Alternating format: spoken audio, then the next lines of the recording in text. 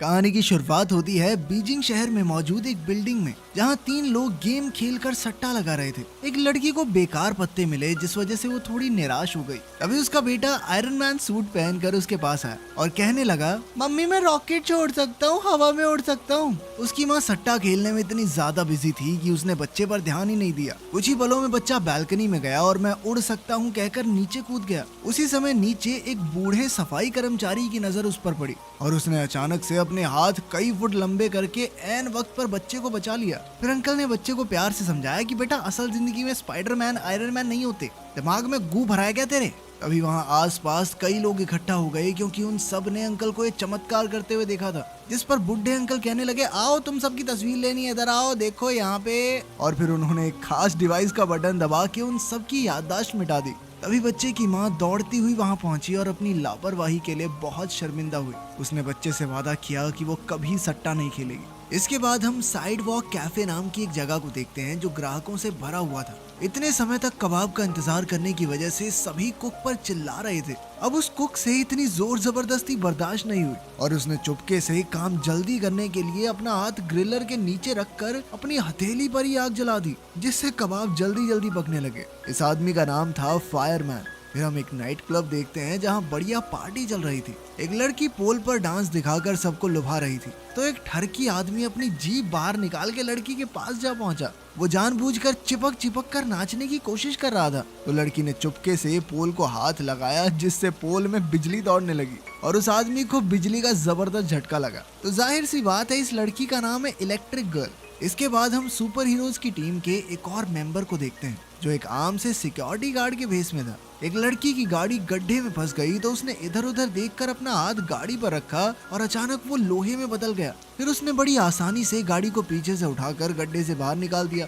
इस super hero का नाम है आयरन आर्म। इसके बाद इन तीनों हीरोज को उनके लीडर फेरो का फोन आया। उसने कहा कि उसे खबर मिली है कि कुछ चोर आज म्यूजियम के पास चोरी करने वाले हैं। जल्द ही सुपर हीरोज की टीम वहां पहुंच गई और फिर चोर भी काली गाड़ी में अपने मिशन को अंजाम देने आ पहुंचे। उन्होंने सिक्योरिटी कैमरास को गोली से उड़ा दिया और फिर अपने हाई-फाई डिवाइसेस की मदद से सीवर का ढक्कन निकालने लगे। उन्होंने काफी देर तक कोशिश की और ढक्कन नहीं खुला, तो फिर आखिर में बम से उड़ा दिया। उन्हें देखते ही आयरन आर्म गुस्से में उन पर हमला करने वाला था, मगर फेरो ने उन्हें रुकने को कहा। वो चाहता था कि चोर पहले चोरी तो कर लें ताकि उनके पास उन्हें गिरफ्तार करने की कोई ठोस वजह तो हो। लेकिन उसी समय अचानक एक और बंदा सुपरमैन की कॉस्ट्यूम पहन के गुलाटियां मारता हुआ वहां आ गया। उसका नाम था स्टिकी और फेरो ने हाल ही में उसे टीम में शामिल किया था, मगर उसने स्टिकी को आज के मिशन के लिए बुलाया ही नहीं था। लेकिन स्टिकी ने वहां आते ही चोरों पर हमला बोल दिया और अपने गोंद से भी ज्यादा चिपकू थूक से उन्हें रोकने लगा। अभी बाकी सुपर हीरोज ने भी बाहर आकर उसका साथ दिया और कुछ ही पलों में चोरों की सिट्टी पिट्टी गुम हो गई।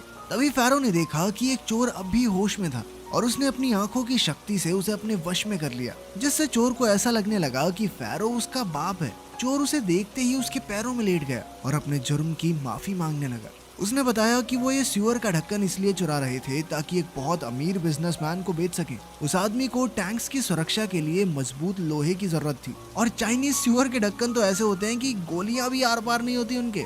खैर ये सुनने के बाद फेरो ने अपने डिवाइस से सभी चोरों की याददाश्त मिटा दी। अब स्टिकी सोच रहा था कि उसकी बहादुरी के लिए फेरो उसकी तारीफ करेगा, लेकिन फेरो ने तो उसे डांटना शुरू कर दिया क्योंकि वो बिना बताए इस प्लान में घुस गया था और उसकी वजह से सब कुछ चौपट हो सकता था। इसके बाद फेरो को कमिश्नर का फोन आया। कमिश्नर ने मिशन पूरा करने के लिए फेरो का धन्यवाद किया क्योंकि आज उसकी वजह से सीवर का ढक्कन चुराने वाली गैंग का पर्दाफाश हो पाया है। आखिरकार मिशन पूरा होने के बाद फेरो ने अपने नए सुपर हीरो स्टिकी को अपने ऑफिस में बुलाकर बाकी सबसे मिलवाया।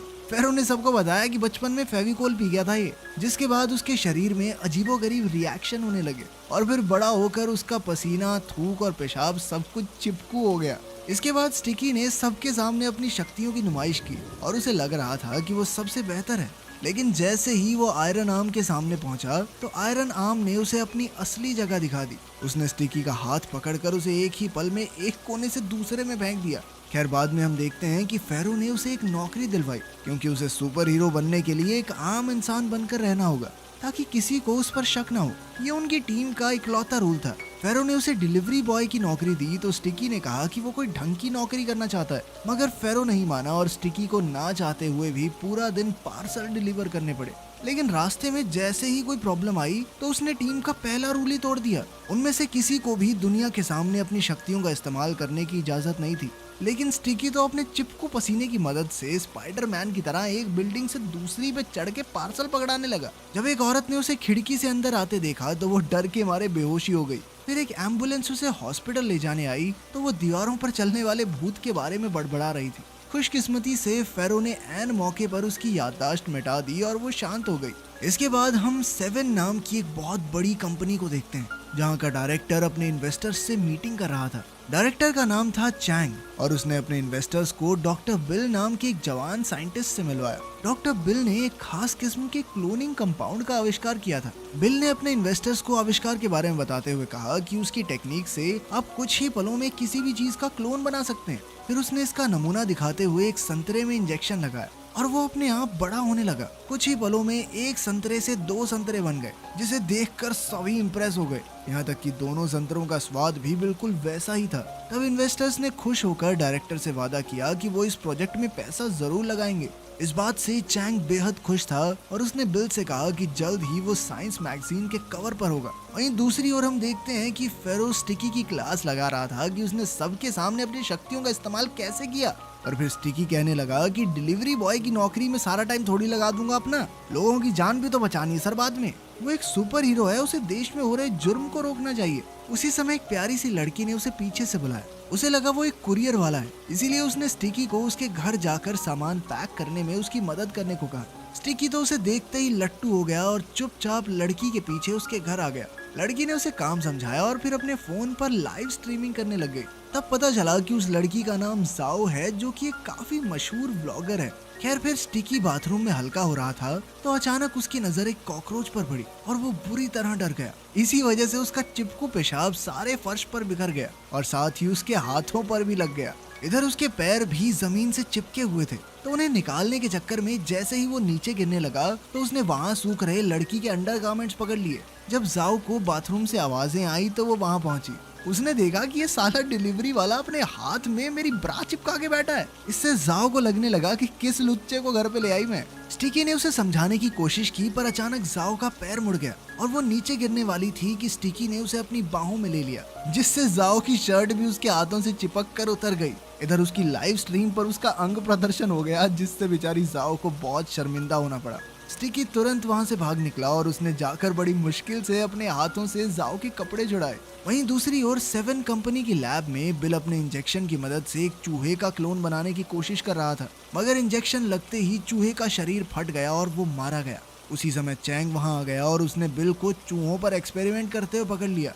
चैंग ने गुस्से में कहा कि जिंदा जीव जंतुओं पर क्लोनिंग एक्सपेरिमेंट करना गैर कानूनी है और अगर ये खबर बाहर आ गई तो वो बहुत बड़ी मुसीबत में फंस सकते हैं। अब बिल ने चैंग को समझाने की कोशिश की कि अगर उसने जिंदा जीव जंतुओं का क्लोन बना दिया तो वो दुनिया का सबसे महान साइंटिस्ट बन जाएगा। बिल का मानना था कि इस टेक्निक की मदद से वो आगे चलकर इंसानों के अंग जैसे कि किडनी, हार्ट, लिवर दोबारा से बना सकते हैं, जिससे पूरी दुनिया का बहुत भला होगा। अगर चैंग ने उसकी एक नहीं सुनी और ऐसे एक्सपेरिमेंट बंद करने को कहा। अब बेचारे बिल के पास कोई दूसरा चारा नहीं था, इसीलिए वो रुक गया। इसके बाद हम देखते हैं कि स्टिकी फेरो के पास गया और कहा कि उसके शरीर में कोई अजीबोगरीब बदलाव आ रहा है, क्योंकि आज से पहले वो अपने ही चिपकू पेशाब की वजह से किसी से चिपका नहीं था। तब फेरो ने उसे एक बिस्तर पर बांध दिया और फिर समझाया कि ये उसके स्ट्रेस की वजह से हुआ है। जब उसका एड्रेनलिन बहुत बढ़ जाता है तो वो अपनी शक्तियों पर काबू नहीं कर पाता। फेरो ने कहा कि बस मैं तुम्हारे शरीर पे छोटा सा कट लगाऊंगा और सब ठीक हो जाएगा। स्टिकी एक बार को मान भी जाता, पर फिर उसने देखा कि फेरो का इशारा उसके हथियार की तरफ था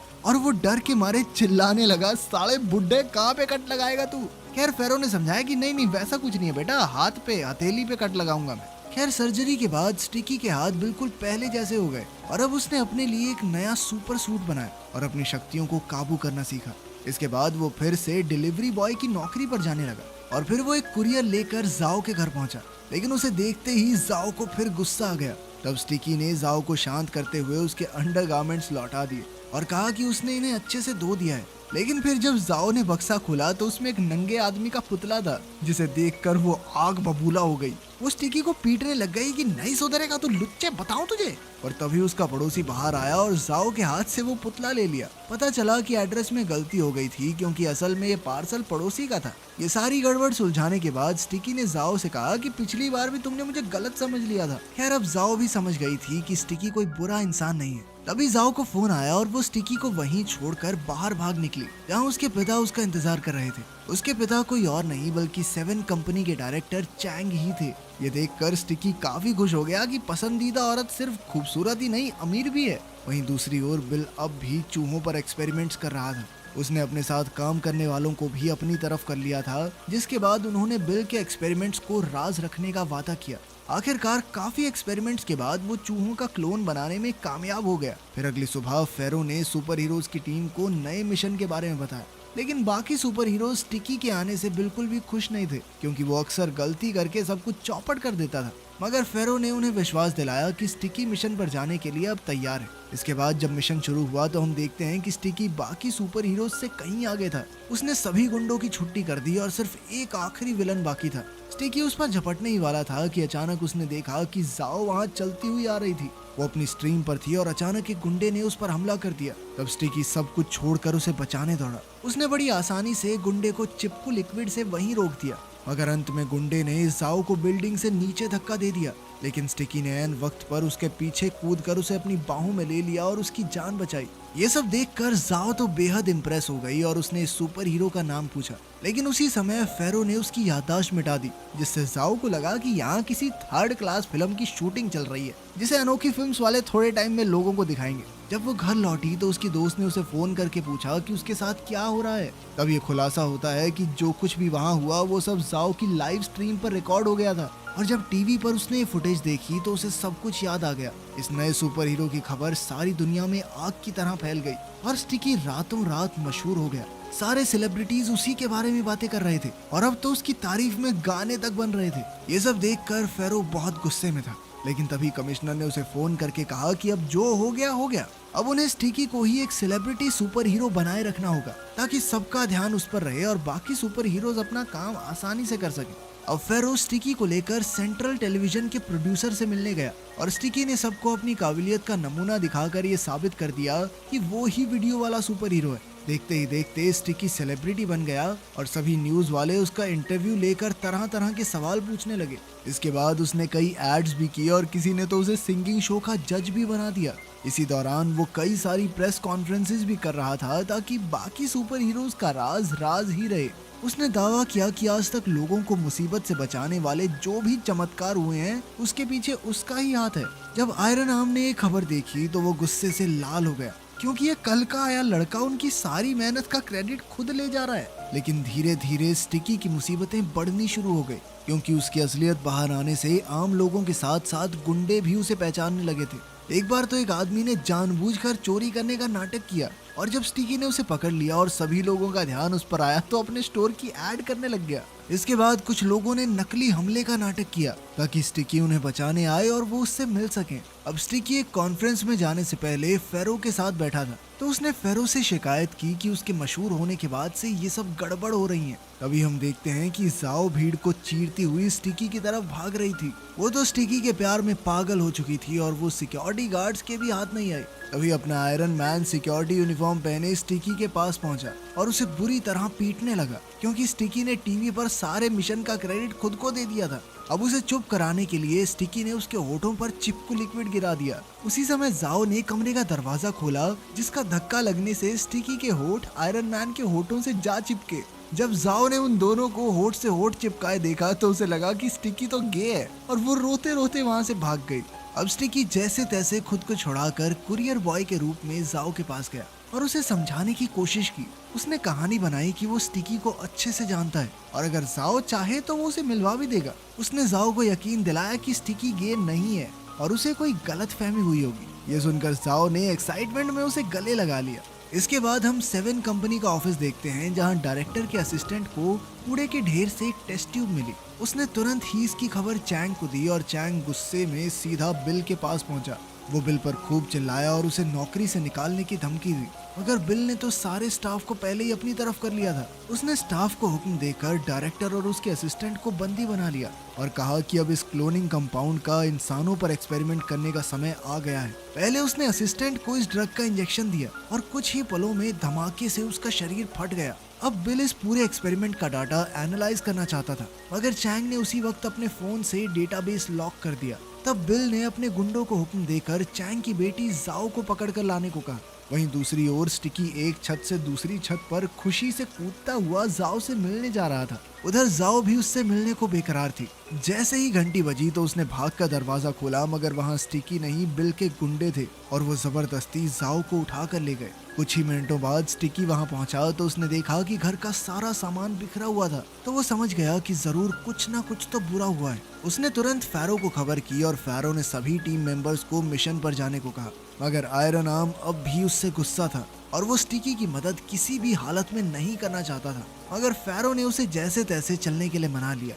इसके बाद फैरो ने जाओ का फोन ट्रैक किया और फिर स्टिकी ने बताया कि जाओ को कहां पर बंदी बनाकर रखा गया है। उधर लैब में बिल जाओ को इंजेक्शन लगाने की धमकी दे रहा था ताकि चैंग उसे पासवर्ड बता दे। चैंग को अपनी बेटी की जान प्यारी थी, इसीलिए उसने ना चाहते हुए भी पासवर्ड बता दिया। अब बिल जो चाहता था उसे मिल गया था, पर फिर भी वो जाओ को इंजेक्शन लगाने के लिए आगे बढ़ा क्योंकि वो सभी चश्मदीद गवाहों को मिटाना चाहता था। लेकिन उसी वक्त स्टिकी वहां आ पहुंचा और लड़ाई शुरू हो गई। बाकी सुपर हीरोज भी पहुंचे और उन सब ने मिलकर बिल के सारे आदमियों को खत्म कर दिया।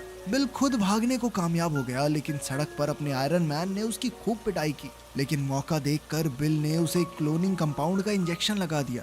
लेकिन सुपर हीरोज पर इसका बहुत ही अलग असर होता था। अब ना सिक्योरिटी गार्ड अब तो पूरी तरह से आयरन मैन बन गया था। उसका गुस्सा बहुत ज्यादा बढ़ गया और उसने एक ही मुक्के में बिल का सर उड़ा दिया। वो अब हर तरफ हल्क की तरह ताबड़तोड़ तबाही मचा रहा था। बाकी सारे सुपर हीरोज ने वहां पहुंचकर उसे रोकने की बहुत कोशिश की, मगर वो बहुत ज्यादा ताकतवर हो गया था। इसके बाद अपने पागल आयरन मैन ने स्टिकी पर हमला किया, लेकिन जाओ उसे बचाने के लिए पीछे से AK-47 की गोलियां बरसाने लगी। अब अपने विलन का ध्यान जाओ की तरफ मुड़ गया, लेकिन स्टिकी ने जाओ को बचाते हुए विलन को फुटपाथ पर चिपका दिया। इसी दौरान जाओ ने स्टिकी का असली चेहरा देख लिया।